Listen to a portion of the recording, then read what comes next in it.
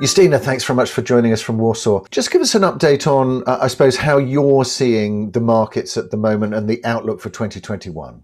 After the pandemic shock and the first challenges that the lenders had to face, I think that currently the situation has stabilized a bit, and the lenders are there. They are willing to finance for sure. We are, as the lenders, as banks, we are concentrating, maybe some might say too much on logistics, but I don't think this is the only segment which is currently of interest for the banks. Offices are still there, and in particular, of course, prime office product. It has always been there, it will be there. For retail, where the sentiment was already quite limited before the pandemic outbreak, for obvious reasons, of course, retail is not necessarily the focus on the financing map right now. The future availability of financing will, of course, depend on the further economic development. I mean, how quickly the economies will be able to recover from the current situation, well, how quickly the lockdowns will be over, how will the vaccination process go, and so on. All these elements will, of course, have an influence on the availability of finance. Maybe which is worth mentioning is also, of course, that the banks have a bit adjusted their approach. They might be a bit more selective, a bit more conservative, looking for a bit higher equity input and so on.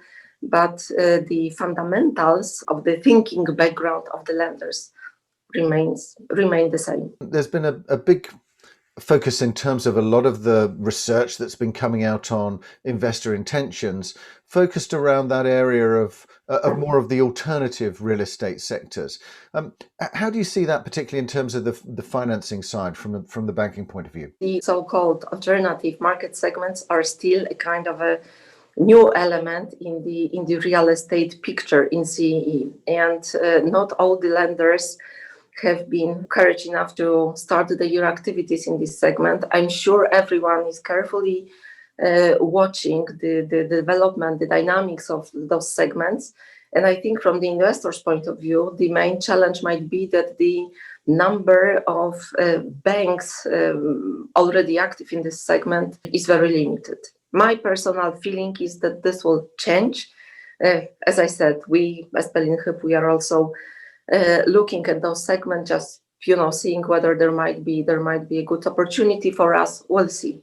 And there's a lot of opportunity funds being raised at the moment. Some of those particularly expecting there to be some distress coming into the market.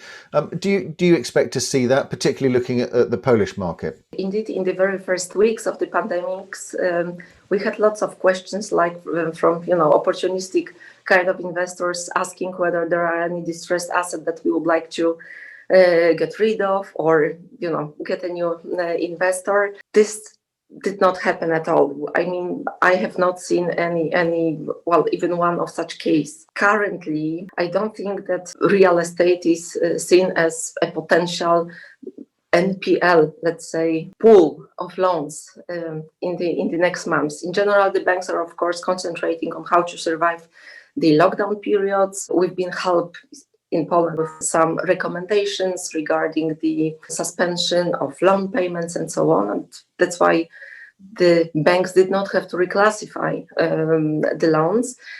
But in fact, what I think is expected to come is rather that we see some insolvencies. I'm not saying about a huge wave of insolvencies, rather in the corporate finance, rather than in real estate loans. Thanks very much, Justyna. Really good to get an update on the CE markets there. Thank you. Thank you, Richard.